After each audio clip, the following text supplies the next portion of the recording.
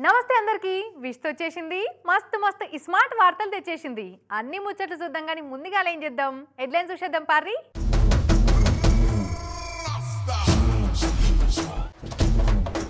మారేషం గట్టి ITDA office లో MLA sir checking PUBG game ఆడుట్లో ఎంత బిజీగా ఉండో గీ తమ్ముడు పులస చేపలతోటి విందు భోజనాలు పట్టించి తిన్నరు కావచ్చు వచ్చినోళ్ళు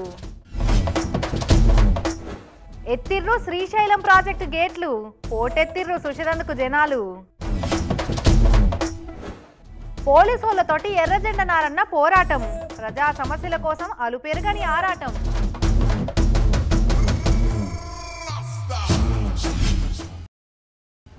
సి దేర్ స్కోప్ మారి రీ ఆడింటనుకున్నాడు రా సూర్రా గడ్డిలున్నాడు రా ఏషేయిరా నా కొడుకును నువ్వు బ్యాక్ వచ్చి అరే అరే అరే అరే ఆడు డేంజర్ గాడు ఉన్నారా బై ఎయిరా ఎయ్ ఆ కొడుకు సచ్చిన్ రా అగో మీరేంది గట్లా చూస్తుర్రు వార్తలు ఇడిచిపెట్టి పబ్జీ ఆడుతుందేందేమే అనుకుంటున్నారులే చిన్న గేమ్ పెట్టుకున్నాం వాళ్ళ ఈ లోపల మీరు పోలవరం ఎమ్మెల్యే బాలరాజన్న కూడా పబ్జీ గేమ్ ఛాంపియన్ను దొరకబట్టిండట గది చూసిరా పోర్రి నేను జరంత బ్యాలెన్స్ నా గేమ్ ఆడుకుంటా సి దేర్ ఇగో ఈడ మూల కూర్చొని ఒలింపిక్ గేమ్స్ లో ఛాంపియన్ లెక్క ఫోన్ పైకెత్తుకుని పబ్జీ ఆడుతున్న ఛాంపియన్ చూస్తురా తమ్ముడు పబ్జీకి బాగా ఫ్యాన్ ఉన్నట్టున్నాడు ఎంత ఫ్యాన్ అంటే పని పాత్ర పెట్టి పబ్జీ ఆడేంత డై హార్ట్ ఫ్యాన్ ఉన్నాడు మరి ఏదైనా టోర్నమెంట్లకి ఇట్లా ఆడుతున్నాడో ఏందో ఆహా తమ్ముని పబ్జీ ఇంట్రెస్ట్ చూస్తుంటే మెటలెక్కిపోతున్నది ఐడి చెప్తే మేము కూడా ఆడుకుంటామని అనుకుంటురులే అయితే తమ్ముడు ఇంట్లోనో రోడ్డు మీదనో హోటళ్లలోనో బస్ స్టాండ్లను ఆడితే ఇట్లా మన వార్తల్లో రాకపోయేటోడు కానీ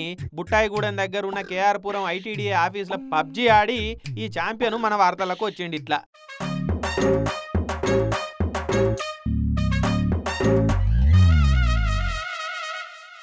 టైం బ్యాడ్ ఉన్నప్పుడు అట్టిపండు తిన్నా పన్నీరుతుంది అన్నట్టు తమ్ముడు రోజు ఆడుతున్నా ఏం కాలే కానీ ఇవాళ ఎందుకు ఐటీడీఏ ఆఫీస్కు చెకింగ్ పోయిన పోలవరం జనసేన ఎమ్మెల్యే బాలరాజ్ అన్న కంటబడి దొరికిపోయి ఇగో ఈ తీరులో వార్తలకు వచ్చిండు అన్నట్టు ఆడ డివైఈఓ సెక్షన్ లో పనిచేస్తున్న సాయి కుమార్ అనే ఈ బ్రదరు మూలకు కూర్చొని ముద్దుగా పబ్జీ ఆడుకుంటున్నాడు అటుగా అది వెనక నుంచి చూసిన ఎమ్మెల్యే బాలరాజ్ అన్న మస్తు గరం అయిపోయిండిగా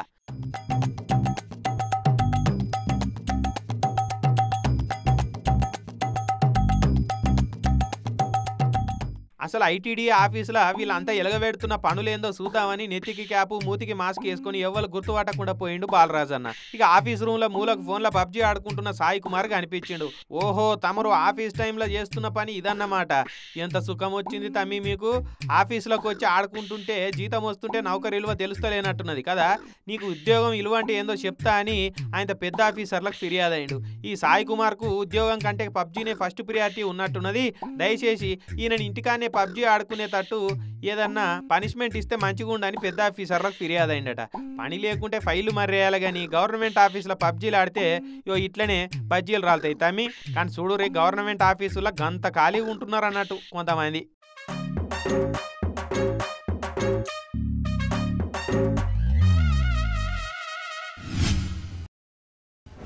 ఏందో ఈ నడుమ ఎర్రజెండ పార్టీ నారాయణ సార్ అయితే మొత్తమే జాడ పత్త లేకుండా అయిండు సార్కు ప్రజా సమస్యలంటే పత్తి లేకుండా అయిండా ఏంది పోరాటాలు నిరసనలు బంద్ పెట్టి మంచిగా రెస్ట్ తీసుకుంటుండా తాపకోసారి చెవు కోసుకుంటా ముక్కు కోసుకుంటా అని ఛాలెంజ్లు చేసుకుంటా నిత్యం వార్తలకు వచ్చేటోడు సార్ అప్పట్లా అసోంటి మనిషి ఇప్పుడు పురాగా నల్లపూసైండు అని ఇట్లా మొన్ననే అనుకున్నానో లేదో నిన్న రానే వచ్చిండు నమస్తే నారాయణ సార్ అబ్బా ఏ కాలమా నారాయణ సార్ ఇట్లా ఎర్రకండు వేసుకొని ఎర్రన్నెల నడుమ నడుచుకుంటూ రాంగ చూడక ఏమున్నా సింగిల్ గా సెల్ఫీలు తీసుకుంటే ఇంట్లోకెళ్ళే సమస్యల మీద పోరాడుతుండి నడుమ ఇక అట్లా నడవదనుకొని మళ్ళా మందిలకు వచ్చినట్టుండు మొన్నగా అన్నమయ్య జిల్లా మదనపల్లి సబ్ కలెక్టర్ ఆఫీసులో ఫైల్స్ అన్ని తలగబడే కదా అగ్ని ప్రమాదం ఎట్లా జరిగింది ఏమైందని చూసేందుకు వచ్చినట్టు సారు కానీ ఈ పోలీసు వాళ్ళు సల్లగుండా ఆడికి పోవద్దని అడ్డం పడ్డారు ఇట్లా అయినా ఊకుంటాడా అసలే నారాయణ సార్కు నారాయణ పోరాటం నిన్నుంటదా ఇక చూసుకో పదండి ముందుకు పదండి తోసుకు పైకి అన్నట్టే నూక్కుంటా ఎట్లా పోయిండో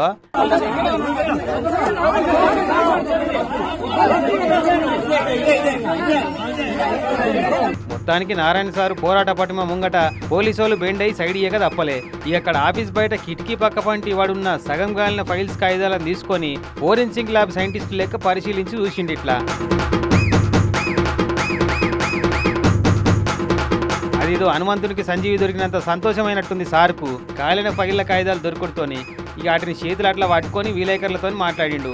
ఆగస్టు 4 తారీఖు సంది నష్టపోయిన బాధితులంతా రాండ్రి, మీకు మేము అండగా ఉంటామని మాట్లాడిపోయింది ఆడికెళ్ళి. మొత్తానికి మళ్ళా మునుపటోలే పోరాటాలు చురువు చేసినట్టే అనిపిస్తుందట సారు ఊపు చూస్తుంటే. 4వ తారీఖు ఆగస్టు ఆదివారం భద్రపల్లికి ఈ బాధితులందరూ. పలాస జీడిపప్పు ఎంత ఫేమసో గోదావరి జిల్లాల పులస చేపలు కూడా గంతే ఫేమస్. చేపలు పట్టేటోళ్లకు పులస దొరికిందంటే జాక్పాట్ దొరికినట్టే. ఇక దాన్ని బట్టి అర్రాసు వాడి కొనుక్కున్న వాళ్ళకు పండుగ అన్నట్టే. ఒక్కొక్కటి 20 నుంచి 30 వేలు పెట్టి కొంటారు. ఇక దాన్ని కొనేతందుకు పోటీలు పడుతుంటారు. ఇక తినదందుకైతే ఏకంగా పానమే ఇస్తారంటే 20 వేలు పెట్టి కొన్న పులుసను మా అందుకెందుకు ఇచ్చుడు, మనమే తింటే కాదా అన్నట్టు ఆలోచన చేస్తారు కొంతమంది. కానీ గీడో కాడ చుట్టాలను, పక్కాలను, దోస్తులను, పుర ప్రముఖులను పిలుచుకొని ధరకల్లా పులస చేపల కూర పెట్టిరట. మరి గంత రిచ్ పర్సన్స్ ఎవరో అరుచుకొని మనం టేస్ట్ చేసేద్దాం పారి.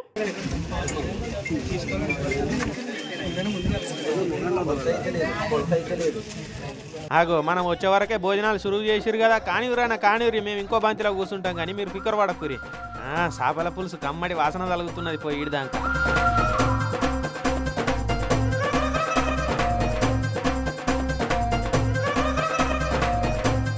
ఏదన్నా ఏ పాటి చేసిరు కూర?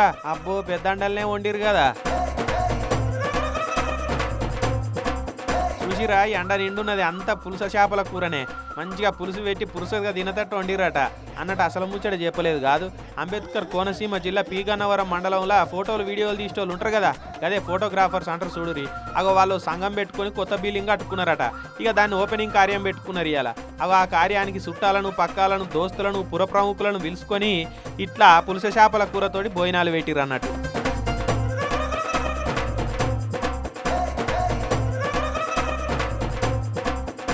మరి ఇక గోదావరిలకు పులుసు అంటే ఎంత ప్రాణమో ఎరికే కదా. అందుకే కరసకు వెనకాడకుండా పులుస చేపలు పట్టుకొచ్చి మరి పుర ప్రముఖులకు తినబెట్టిరట. మరి అన్ సీజన్లో కూడా ఇంత ధరకల్లా పులుస చేపల కూరతోటి భోజనాలు పెట్టిరంటే గన్నవరం ఫోటోగ్రాఫర్ అన్నలు గట్టోలే ఉన్నారు అని అనుకోబట్టిరట ఆడ దిక్కోళ్ళు.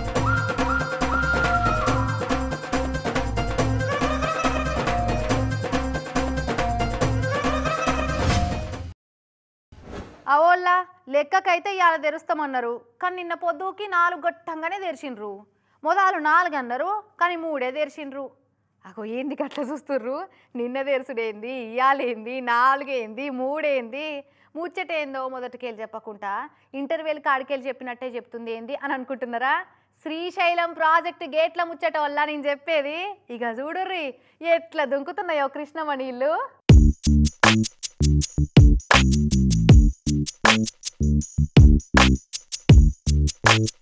అబ్బబ్బబ్బబ్బబ్బా, తెల్లగా పాలనూరు గొల్ల ఎట్లా కిందికి దింకుతున్నాయో చూడు. శ్రీశైలం ప్రాజెక్టులకి వెళ్ళి కృష్ణమ్మ నీళ్లు నిన్న సోమవారం పొద్దుకి 4 గొట్టంగా సైరన్లు మోగిచ్చి 3 గేట్లు తెరిచిర్రు. లెక్కకైతే ఇవాళ తెరుద్దామనుకున్నారట మొదలు, కానీ మీదికెళ్ళి నీళ్ళ రాకడ అంతకంతకు పెరుగుతూనే ఉందట. లక్షల క్యూసెక్కుల నీళ్లు ఉరికొచ్చి కలుస్తున్నాయట. ఇక ఇయ్యాలటి దాకా ఆగేటట్టు లేదు. ఆయనతో నిండి కట్ట మీదికెళ్ళి దుంకే డేంజర్ ఉందని పసిగట్టి ముందే ఇడుస్తున్నారు. ఇక గేట్లు ఎప్పుడెప్పుడు తెరుస్తారా అని 100 మంది ఫోన్లు, కెమెరాలు పట్టుకొని తయారున్నారు. అంతకుముందే అట తెరుసుడే ఆలస్యం. ఫోన్లల్లో మెమరీలు నిండిపోయి బ్యాటరీలు ఛార్జింగ్ అయిపోయేదాకా పోటువలు వీడియోలు తీసిర్రు చూస్తందుకు వచ్చిన వాళ్ళంతా.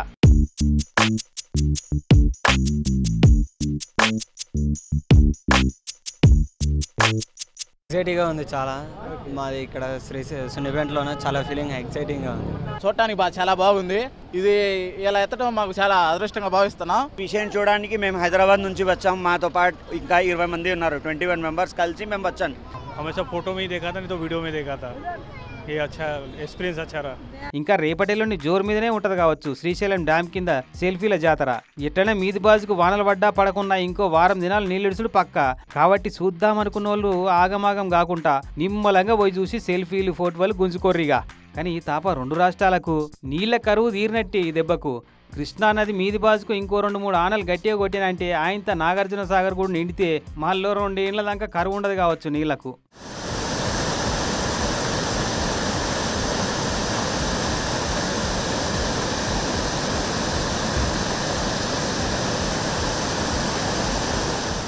ఈ అటు జూరాల ప్రాజెక్టు కాడ ఆల్రెడీ జీవజీవి నడుస్తుంది జనజాతర. 42 గేట్లు తెరుచుడుతోని ఆ సీన్ చూస్తేందుకు ఎక్కడెక్కడికేలో వస్తున్నారు టూరిస్టులు.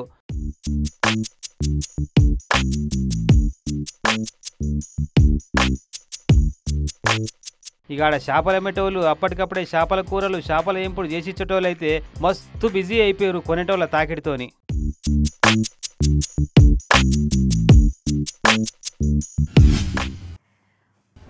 ఊర్లల్లా సర్కారు బళ్ళల్లో చదువు చెప్పే సార్లు అంటే మస్తు మర్యాద ఇస్తారు అందరూ. ఆనిక్కాయలు కాసినా చిక్కుడుకాయలు కాసినా మక్క కంకులైనా ఎవైనా సరే కూర కాస్త తీసుకపోండి సారు అని తెచ్చిస్తారు. ఏ వద్దు తీయమ్మా అన్నా కూడా బర్వేమున్నది సారు, బండి మీద నా బుర్ర బుర్ర ఓడు పట్టుకపోరాదురు జరంతా అని పాయిరంతో ఇస్తారు. టీచర్లు కూడా అలా పాయిరాన్ని కాదనుకుంటా ఆ చిరు కానుకలను తీసుకొని పోతారు. ఆడికి ఓకే కానీ గురుదక్షిణ కింద గీసంటి వ్యవహారాలు చేస్తేనే ఎవరికైనా బీపీలు ఎత్తది.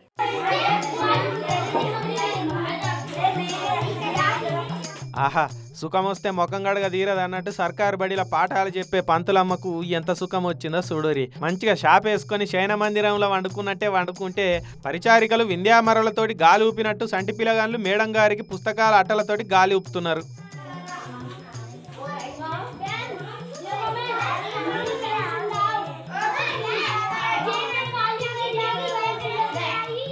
అందరు కూడా 6-7 ఏళ్ళ లోపు సంటోలో ఉన్నారు చూడురి. మరి పాఠాలు బాగా చెప్పి చెప్పి యాస్టకు వచ్చినట్టున్నది అమ్మగారికి. లేకుంటే పగటి బువ్వ పరిరేడు తిన్నాక నిద్ర వచ్చిందో కానీ చికెన్ దుకాణంలో ఈగలు వాలకుండా చేతులు ఊపినట్టు మేడం గారికి చెమటలు పట్టకుండా పిల్లగాన్లు ఇట్లా గాలి ఊపుతున్నారు.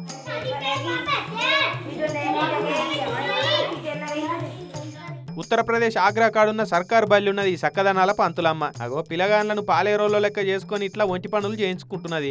మరి ఇల్లు దగ్గర ఉంటే అమ్మగారు ఇంటి పనులు కూడా చేయించుకునేదేమో. బీదల పిల్లలు అంటే గంత లోకు అయిపోయారు చూడుర్రి కొంతమంది సర్కారు టీచర్లకు. ఇదంతా ఆ బల్యనే ఉన్న ఎవరో వీడియో తీసి నెట్లో పెడితే భూగోళం కంటే స్పీడ్గా తిరుగుతుంది ఇప్పుడు. ఇక ఈ ముచ్చట మీద అక్కడి సర్కారు మేడం గారి మీద విచారణకు ఆర్డర్ వేసిందట. కానీ సర్కారు పంతుల మీద ఉన్న కాస్త గౌరవాన్ని కూడా గంగల కలుపుతురు కదమ్మా ఇసొంటి పనులతోటి అని మస్తుగా తిట్టిపోస్తురు సోషల్ మీడియాలో ఈ వీడియో చూసిన వాళ్ళు.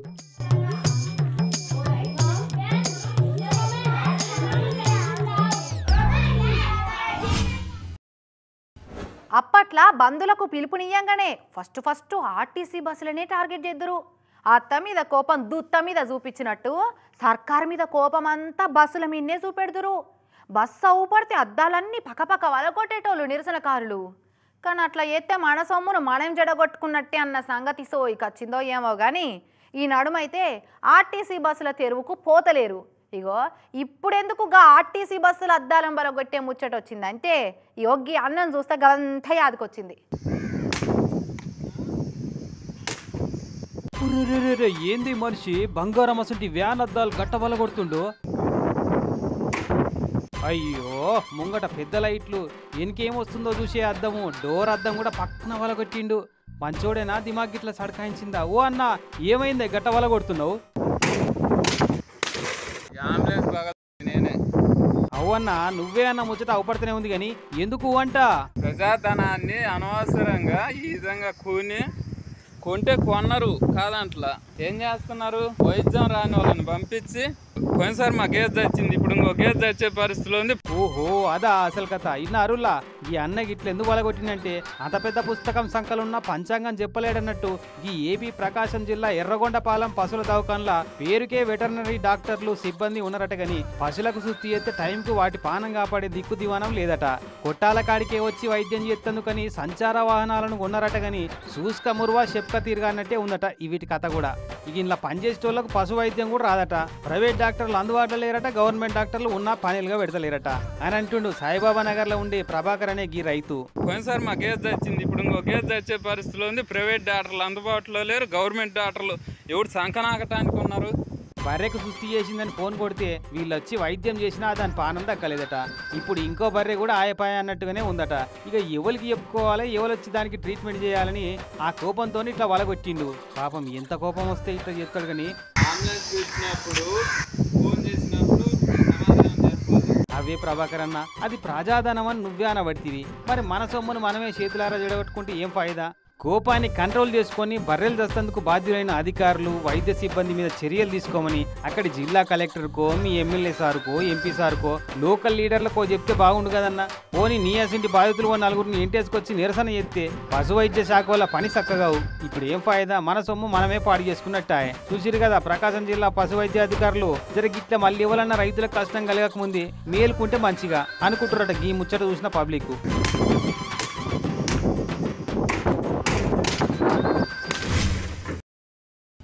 ఈ బస్సు మనందరిది, దీనిని పరిశుభ్రంగా ఉంచుకుందాం అని ఆర్టీసీ బస్సులో రాసిన రాతలను చూసి కొంతమంది మైలక్కలు నిజంగానే ఆ బస్సు మనది, దాన్ని ఎట్లుంచుకున్నా మనకేమవుతుంది అన్నట్టే చేస్తుర్రు. వల్ల కొంతమంది అయితే పురాగా అధ్వానం తయారవుతుర్రు. పాపమని బెల్లప్పిస్తే సప్పగున్నదాన్ని పక్కకు వాడేసినట్టే, కొందరికి పుక్కిడి బస్సు ఇల్వ తెలియక కాని పనులు చేస్తున్నట్టే ఉందనిపించబట్టింది వల్ల ఈ వీడియో చూసినాక.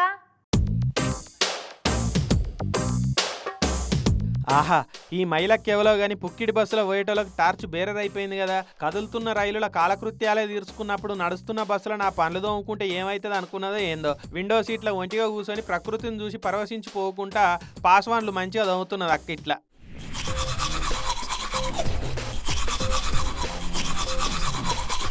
మరి ఇక బస్ స్టాండ్లో దిగి వాష్ బేసిన్ కాడికి పోయి బ్రష్ చేసుకోవాలంటే టైం వేస్ట్. అదే కూర్చున్న కానీ ఇట్లా పరగడ పుల్లేసి కిటికీలోకి వెళ్ళి తుప్ప ఉంచి బాటిల్తోటి సీట్లో కూర్చొని మూతి కడుక్కుంటే ఎంత మంచిగా ఉంటుంది ఏం కథ అని ప్లాన్ వేసినట్టున్నది. మళ్ళీ వచ్చే బస్ స్టాండ్లో దిగి ఓ షాయి తాగినామంటే అయిపోయాయి, ఎంత నిమ్మలం ఉంటుంది ఏం కథ.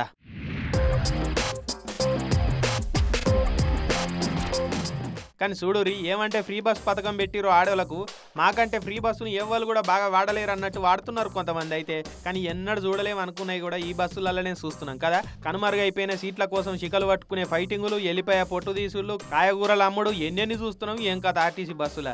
ఈ బస్సు మన అందరిది అన్న పాపానికి ఆ కొటేషన్నే మార్చేటట్టు వాడుతున్నారు కదమ్మా అని కొంటె సెటైర్లు వేస్తున్నారు సోషల్ మీడియాలో ఈ వీడియో చూసిన వాళ్ళు. ఈ వానకాలం మస్తు పైలంగా పోవాలల్లా రోడ్ల పోయింటి మొత్తమన్నే నీళ్లున్నాయి, గిన్నెలకెళ్ళి బండి వెళ్ళదా అని కొంతమంది మొండిగా నీళ్ళకెళ్ళి ఓనిస్తారు బండ్లను. అపాయాలను కొని తెచ్చుకుంటారంటే అంటే రోజు పోయే తవ్వనే కదా, మనకు తెలియంది ఏమున్నదిలే అని మస్తు కాన్ఫిడెన్స్ తోటి కానకపోతుంటారు. అయితే అన్ని టైంలో ఒక్క తీర్లు ఉండవు కదా, అప్పుడప్పుడు గిట్ల కూడా అపాయాలు ఎదురైతుంటాయి. అయ్యయ్యో ఎంత పనయ్యను. బస్సు రైల్వే అండర్ బ్రిడ్జ్ కింద వరద నీళ్ళలా చిక్కింది. ఇక బస్సు అంతా మునిగిపోయింది. డ్రైవరు కండక్టర్ ఇద్దరు ఇక బస్సు మీదకి ఎక్కి కాపాడు అని మొత్తుకున్నారు. ఇక అటు చుట్టుముట్టోళ్ళు ఉరుకొచ్చిరు. ఇక ఓ దిక్కు వరద బస్సు కొట్టుకుపోయేటట్టు వారుతున్నది. లోకలలో వాళ్ళను ఒడ్డు మీద గుంజుదామని తాడేసిరు మొదలు. లేడీ కండక్టర్ ఉండి అమ్మో నాకు భయం అవుతుంది నేను దాన్ని పట్టుకొని రాలేను అని అన్నది. ఇక ఇట్లయితే లాభం లేదని కుడిచే దిక్కు మరి ఇటైతే లోతు తక్కువ ఉందని ఇటు దిక్కు నుంచి కూడా తాడేసిరు. ఆమె అట్లా కూడా వచ్చేటందుకు బుగులు పడ్డది. పాపం ఇక లేడీ కండక్టర్ బుగులు పడుతున్నదని ఆడున్న లోకలోళ్ళు పక్క పొంటి ఉన్న ఇళ్లలో పోయి నిచ్చెన పట్టుకొచ్చారు.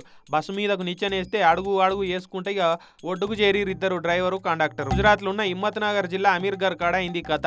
అటు దిక్కు ఊర్లు మునిగేటట్టు వానలు దాస్తున్నాయి. ఈడ ప్రతి వానకాలంలో ఇదే పరిస్థితి అవుతున్నదట. ఇక ఎప్పుడు పోయేతోవే కదా అని నీళ్ళకి వెళ్ళి బస్సు వెళ్తుంది కానీ పోనిచ్చే వరకు ఆయనతో నడిమి ఇట్లా పోగానే బస్సు ఆగిపోయిందట.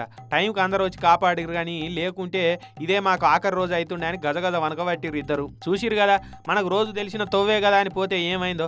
అందుకే ఎంత తెలిసిన తొవ్వైనా కూడా వానకాలంలో ఇట్లా నీళ్లు బాగుంటే ముందుగాలు లోతు చెకింగ్ చేసుకొని పోవాలి, లేదంటే వరద తగ్గేదాకా ఆగాల్సిందే. ఇక అటే కాదు ఇగో మన దిక్కు కూడా వానలు బాగానే పడుతున్నాయి. అటు విశాఖపట్నం, పార్వతీపురం, మన్యం జిల్లాల పోయింటి కూడా బాగానే వానలు పడుతున్నాయి. వాగులు అయితే దాట రాకుంటున్నాయి. ఇక పబ్లిక్ ఇటు అటు వచ్చిపోయేందుకైతే మస్తు తిప్పలే ఉన్నది. పోలీసు వాళ్ళంటే గిట్లుండాలి, ఫ్రెండ్లీ పోలీసు వాళ్ళంటే గివీళ్ళే అని మైబాద్ల పోలీసు వాళ్ళని చూపించి మస్తు మెచ్చుకున్నాం కదా స్మార్ట్ వార్తల్లా. అయితే పోలీసు వాళ్ళంటే ఎట్లా ఉండొద్దో చెప్పుకునేందుకు ఇవాళ వరంగల్ జిల్లాకెళ్ళి ఇంకో వార్త వచ్చింది. పురాగా చూసిరా పోర్రి. ఆగు, పోలీసోళ్ళు ఎట్లా ఉండొద్దన్న ముచ్చట అంటిది. మరి గీనెవలో టవర్ ఎక్కిన మనిషిని చూపెడుతున్నారేంది అనుకుంటురేమో. ఈ పిల్లగాడు టవర్ ఎక్కింది పోలీసోళ్ళ బాధ వల్లేకనేనట. వరంగల్ ఎస్ఆర్ నగర్ లో ఉండే వెంకటేశ్వర్లు నటైన కొడుకేనట ఈ టవర్ ఎక్కిన జయప్రకాష్ అనే పిల్లగాడు.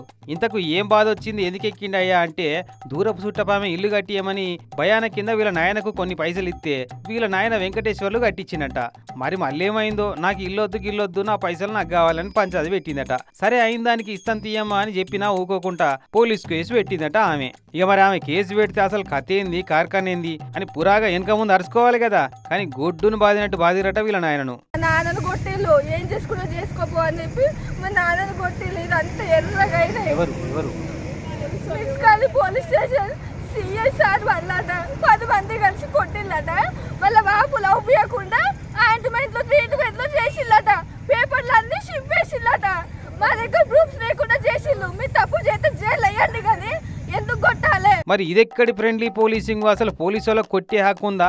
అమాయకులను ఎట్లా కొడతారు? నడవరాకుండా కొట్టిరు మా నాయనను అని టవరెక్కిన పిల్లగాని అక్క ఒలవల ఏడ్చుకుంటే చెప్పబట్టి పాపం. నాన్నని కొట్టిల్లు, నడవత్తలేడు, మమ్మల్ని పట్టుకొని నడతాడు. మా నాన్న కొట్టినందుకు వాడు పైకి ఎక్కిండు, మా పేపర్లు చింపేసిల్లు. తప్పుంటే జైలు అయ్యండి మమ్మల్ని. బాధ అనిపించబట్టి బుజ్జిట్ట చెప్తుంటే నడవరాకుండా కొట్టిరట, కాగితాలని చింపేసిరట. మరి వీళ్ళని ఫ్రెండ్లీ పోలీసు వాళ్ళు అనాలనా, ఎనిమి పోలీసు వాళ్ళు అనాలనా అని గరం అవుతున్నారు చూసిన వాళ్ళంతా. ఇవి అటు స్మార్ట్ వార్తలు. మళ్ళా కలుద్దాం. అప్పటి వరకు ఏం చేస్తారు? చూస్తూనే ఉండుర్రి TV9.